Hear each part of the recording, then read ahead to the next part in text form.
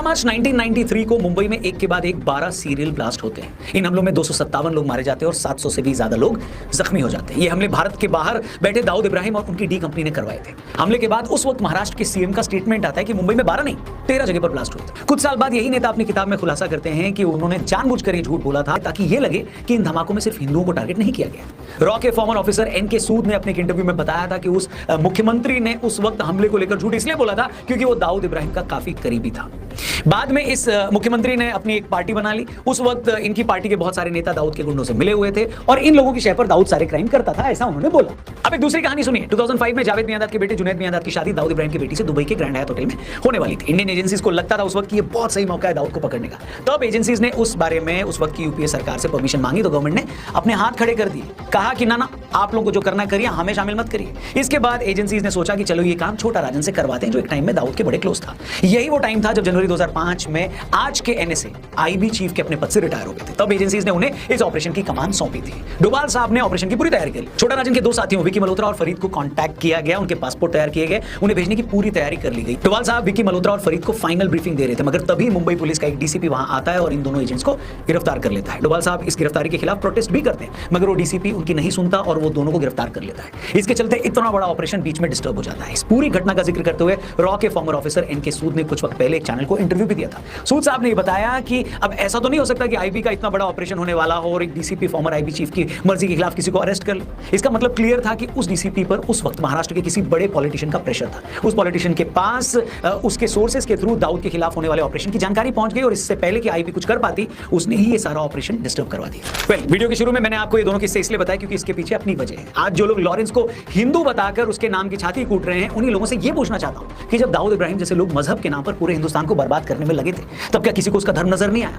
अभी तो ऐसे दो ही किस्से सुना है, मगर ऐसे दो नहीं 200 किस्से हैं जो आपका सिर शर्म से नीचा कर देंगे। और दाऊद ही नहीं, अतीक अहमद से लेकर मुख्तार अंसारी, शहाबुद्दीन तक ऐसे बीसियों माफिया हैं जिनके किसी एक क्राइम पर भी इस दोगली जमात की कभी जुबान नहीं खुली। तो दोस्तों जो लोग आज ये बोल रहे हैं ना कि लॉरेंस बिश्नोई को कुछ लोग इसलिए सपोर्ट कर रहे हैं क्योंकि वो हिंदू है, तो मैं उनसे पूछना चाहता हूं कि यही सपोर्ट जब दाऊद इब्राहिम, अतीक अहमद, मुख्तार अंसारी जैसों को मिलती है तब ये क्यों नहीं बोला जाता कि उन्हें सपोर्ट सिर्फ इसलिए मिल रही है क्योंकि वो एक खास मजहब से?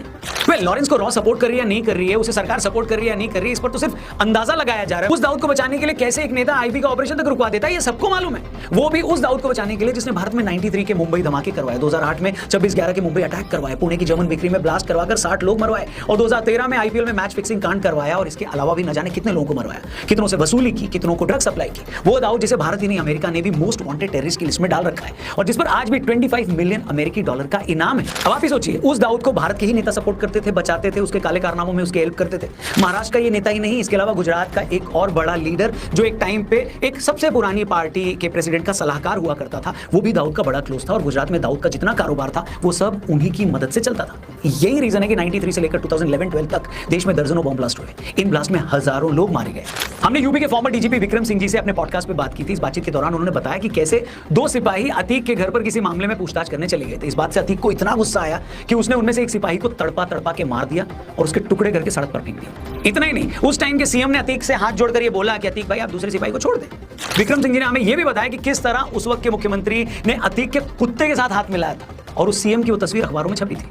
इस पॉडकास्ट को आप मिस मत करिएगा, डिस्क्रिप्शन में लिंक दिया, देखिएगा जरूर। लेकिन एक बार जरा सोच कर देखिए कि इस खूंखार क्रिमिनल जिसके गुर्गे किसी से भी वसूली कर लेते हैं, किसी भी राह चलती लड़की को उठा लेते हैं, किसी का भी मर्डर कर देते हैं और उस स्टेट का सीएम बजाय ऐसे लोगों को जेल में डालने के उस अपराधी के, उस क्रिमिनल के कुत्ते के साथ फोटो खिंचवा रहा है। क्यों खिंचवा रहा है? क्योंकि उसे उसकी कौम के वोट चाहिए, क्योंकि उसे उस गुंडे से अपने काम निकलवाने। हैरानी और शर्म की बात है कि मुख्तार अंसारी से लेकर अतीक अहमद और शहाबुद्दीन तक सालों तक ये लोग गुंडे ही फैलाते रहे। हमारे मेन स्ट्रीम नेता उनके पैरों में पड़े रहे ताकि इन दो कौड़ी के गुंडों की कौम के वोट इन्हें मिल पाए। तब किसी को इसमें मजहब का एंगल नजर नहीं आया। उल्टा जब अतीक अहमद जैसों का एनकाउंटर हुआ तो ये सब ऐसे चिल्लाने लगे जैसे कोई गौरक्षक गुंडों के हाथों मारा गया हो। वहीं आज एक सीएम अगर ये बोल रहा है कि मैं सारे माफियाओं को मिट्टी में मिला दूंगा तो इन लोगों के पेट में दर्द हो रहा है। अच्छा, हमारे कल्चर में ना मरे लोगों की बुराई करने का चलन नहीं है, लेकिन ये भी सच है कि इसी अतीक का खौफ इतना था कि 11-11 जजों ने इसके केस सुनने से मना कर दिए थे। इस दाऊद का खौफ इतना था कि इससे पूछे बिना फिल्मों में हीरो नहीं लिए जाते थे। उस वक्त बड़े बॉलीवुड स्टार्स को इसके दरबार में हाजिरी लगानी पड़ती थी और जो इसकी बात नहीं सुनता था उसका वही हश्र होता था जो गुलशन कुमार जी का हुआ था। मगर लॉरेंस के खिलाफ बोलने वाले ये बेशरम लोग उनके खिलाफ कभी कुछ नहीं बोलेंगे। हम साफ कर दें कि, और पहले भी हमने बोला है कि हमारी लॉरेंस बिश्नोई या किसी गैंगस्टर से कोई हमदर्दी नहीं है, होनी भी नहीं चाहिए बॉस।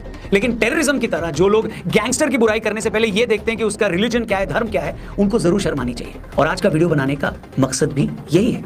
यही सेक्शन आज लॉरेंस बिश्नोई की पॉपुलैरिटी को इस तरह से देख रहा है कि वो हिंदू है, इसीलिए उसके अपराधी होने को सेलिब्रेट किया जा रहा है। ऐसे चंपुओं को मैं यही कहना चाहूंगा कि भाई यहाँ बात हिंदू या किसी और धर्म की नहीं है, बात यह है कि भारत कोई नॉर्थ कोरिया तो है नहीं जहां लोग अपनी मर्जी से कोई गाना भी नहीं सुन सकते। ये एक डेमोक्रेसी है। यहाँ इंजीनियर राशिद जैसा अलगाववादी और भारत विरोधी आदमी भी जेल से लोकसभा का इलेक्शन जीत जाता है। अमृतपाल को भी जेल से 4 लाख वोट मिल जाते हैं और वो जीत जाता है चुनाव। अब ये दोनों कानून की नजर में अपराधी हैं या यूं कहें कि आरोपित हैं, तभी तो जेल में, फिर भी जनता इन्हें चुनाव में जिता रही है। यही बात गैंगस्टर्स को भी लेकर है। भाई उनके अपराधी होने का, उनकी लोकप्रियता से, उनकी पॉपुलैरिटी से कोई कनेक्शन नहीं है। वो गलत काम करते हुए भी पॉपुलर हो सकते हैं। लॉरेंस बिश्नोई बेशक कानून की नजर में अपराधी है, मगर जो लोग उसको पसंद करते हैं उनके पास अपने लॉजिक है। हम उन लॉजिक्स को सही या गलत नहीं मानते, मगर इतना जरूर है कि इसे उसके हिंदू होने से नहीं जोड़ना चाहिए और आप नहीं जोड़ सकते। मगर यहां भी कुछ लोगों की बेशर्मी और हिपोक्रेसी साफ दिखती है। लॉरेंस जैसों के फेवर में अगर 2 लोग भी खड़े हो गए हैं तो एक कौम ने उसे उनके धर्म से जोड़ दिया है। लेकिन देश के मोस्ट वांटेड अपराधी दाऊद इब्राहिम जैसों पर तो आज तक 5 फिल्में और वेब सीरीज बन चुकी है। अभी पिछले साल ही नेटफ्लिक्स पर एक और वेब सीरीज आई थी, मुंबई मेरी जान, वो भी दाऊद की लाइफ पर बनी थी। इस वेब सीरीज को भी फरहान अख्तर के प्रोडक्शन हाउस ने प्रोड्यूस किया था। इससे पहले 2007 में Shootout at Wadala film आई थी, वो भी दाऊद की लाइफ से के कुछ इंसिडेंट्स पर बेस्ड थी, जिसमें अनिल कपूर और जॉन इब्राहिम मेन रोल में थे। 2017 में दाऊद की बहन हसीना पारकर की लाइफ पर इसी नाम से एक मूवी आई थी। इसके अलावा निखिल अडवाणी की डी-डे और इमरान हाशमी की once upon a time in Mumbai फिल्में भी दाऊद के आसपास बनी थी। और इन फिल्मों के अलावा हिंदी फिल्मों में ऐसे कितने कैरेक्टर हैं जो सीधे दाऊद इब्राहिम पर बेस्ड हैं। मेरा क्वेश्चन ये है बॉस कि लॉरेंस बिश्नोई को लेकर तो सोशल मीडिया पर लोग पोस्ट कर रहे हैं, उसी से एक सेक्शन को उनका धर्म दिखने लगा है कि देखो इनको सेलिब्रेट कर रहे हैं, इन्हें ऑब्जेक्शन होने लगा है कि उसे हीरो क्यों बनाया जा रहा है। लेकिन दाऊद का महिमा मंडन तो बड़े बड़े डायरेक्टर्स और एक्टर्स फिल्में बना बनाकर लगातार कर रहे हैं, उसका क्या? मतलब जो आदमी घोषित तौर पर आपके देश का दुश्मन है, उसे एंटी हीरो दिखाकर भी आप उस पर कोई मूवी कैसे बना सकते हो? ऐसा करके कहीं ना कहीं आप उस आदमी के कैरेक्टर को जस्टिफाई कर रहे हो, उसी के क्राइम को ग्लोरीफाई कर रहे हो। तब तो कोई ये नहीं कहता कि दाऊद पर मूवी इसलिए बनाई जा रही है ताकि उसे हीरो मानने वाली एक कौम के दर्शकों को थिएटर लाया जा सके। मगर लॉरेंस पर किसी ने एक पोस्ट भी लिख दिया तो इन्हें उसका धर्म नजर आने लगा। यही याकूब मेमन था, 93 के मुंबई धमाकों के लिए दोषी पाया गया था, उसे फांसी की सजा दी गई थी। मगर बेशर्मों और वामपंथियों की कौम उसकी फांसी रुकवाने के लिए आधी रात को सुप्रीम कोर्ट तक चली गई। मतलब जिस आदमी पर इल्जाम था कि 93 के धमाकों में उसने साथ देकर 250 लोगों की जान ली, उसे बचाने सुप्रीम कोर्ट चले गए। इतना ही नहीं, उसका जनाजा निकला तो उसमें भी हजारों लोग शामिल थे। तब किसी ने नहीं कहा कि एक आतंकवादी के जनाजे में इतने लोग शामिल होकर क्या साबित कर रहे हैं? क्या ये बताने की कोशिश की जा रही है कि तो क्या हुआ, उसने सैकड़ों लोगों की जान ली, वो तो हमारे लिए हीरो है। पर यहां पर लॉरेंस के केस में उसको धर्म से कनेक्ट कर दिया गया, वो भी इतने आराम से। थोड़ा शर्म करना चाहिए बॉस। मतलब शक्ल कैसी भी हो, ऊपर वाले को तो दिखानी पड़ेगी, है कि नहीं? तो ये बात भी अच्छे से समझ लीजिए। मैं वीडियो में 10वीं बार दोहरा रहा हूं कि लॉरेंस बिश्नोई अगर गैंगस्टर है तो उसे कानून के हिसाब से सजा मिले, लेकिन उसके 2-4 सपोर्टर्स को आगे रखकर प्लीज ये ढिंढोरा मत पीटो कि वो तो हिंदू डॉन है।